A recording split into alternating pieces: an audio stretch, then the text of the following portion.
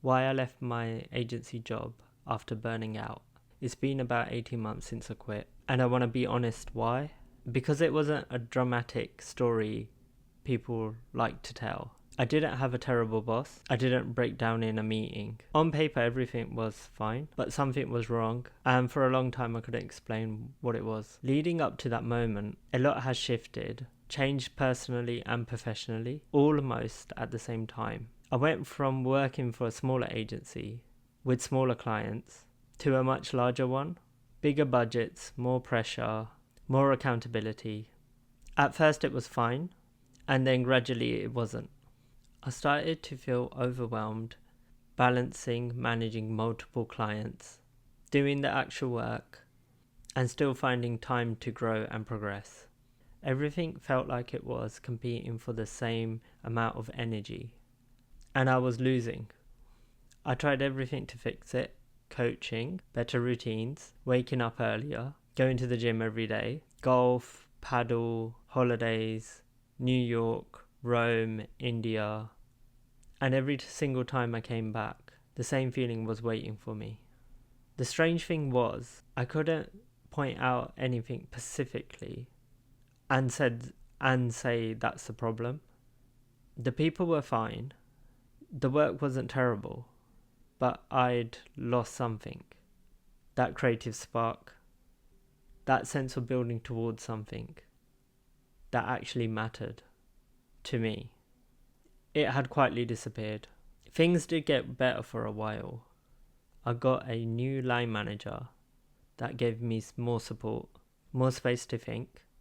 I started putting proper systems in place, better time management, clearer priorities, developing skills that are neglected, storytelling, presentations, communicating ideas properly. I got better at my job. The overwhelm lifted, and that actually mattered to me because I didn't want to quit at a low moment. I didn't want to walk out burnt out and tell myself that was the reason. I was going to leave and wanted it to be a decision and not just an escape. So I stayed until I was sure, and then I handed in my notice.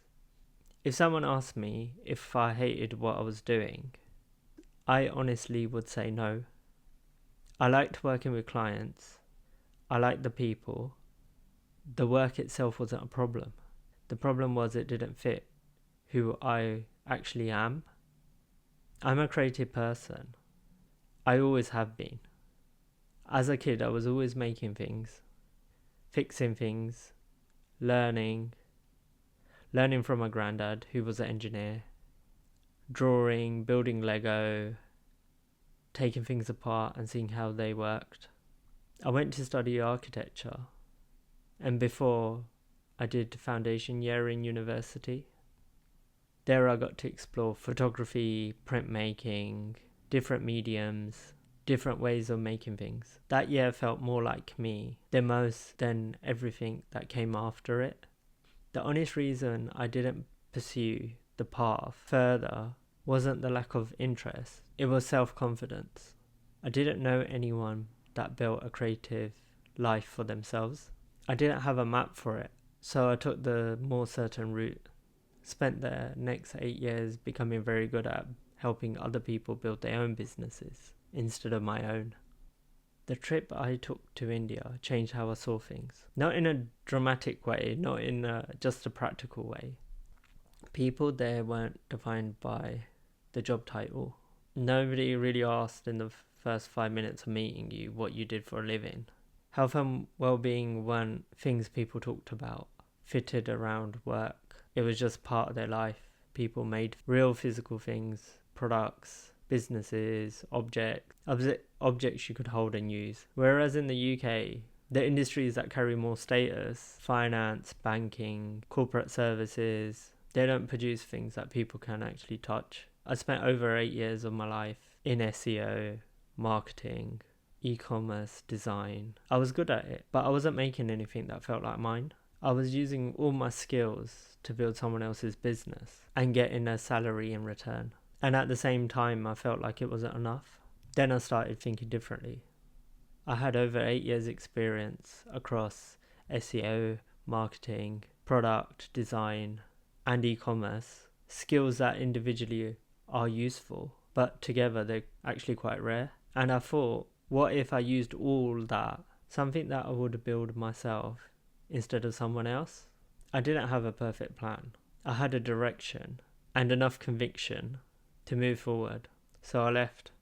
I want to be clear about what that actually looked like, because people either romanticize about it and people skip the past entirely. It's been hard financially. I've been living with my parents. I haven't been on holiday. I'm buying less, doing things less to reward myself for a week of work I didn't want to do. I don't want to pretend it's easy. It's probably the hardest and the most uncertain thing I've ever done. Some weeks are genuinely difficult, but here's something that I didn't expect.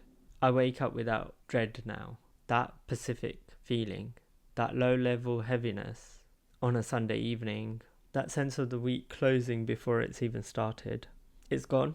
And I didn't realize how much weight I've been carrying until it wasn't there anymore. I'm not sharing this to tell you to quit. That's not the point. The point is, I spent years trying to fix a feeling by changing everything around it. Better habits, more holidays, more achievement. And none of it worked. The feeling wasn't coming from those things. It was coming from misalignment between how I was spending my time and actually what I valued. Once I understood that, the decision became a lot clearer. I'm building something now called Studio Hardip. Physical products for people who want a calmer, more intentional way of working. A productivity timer, a to-do list, tools designed to reduce noise and help you focus on what actually matters. It came directly out of everything I went through. The burnout, the rebuild, the search for a simpler daily rhythm. If any of that resonated with you, I think you'll find this channel useful. I'm going to keep sharing what this process actually looks like, honestly, without the highlight reel version. Subscribe if this is something you want to follow. And if you're in that middle of that Sunday evening feeling right now, I hope this helped even a little. I'll see you on the next one.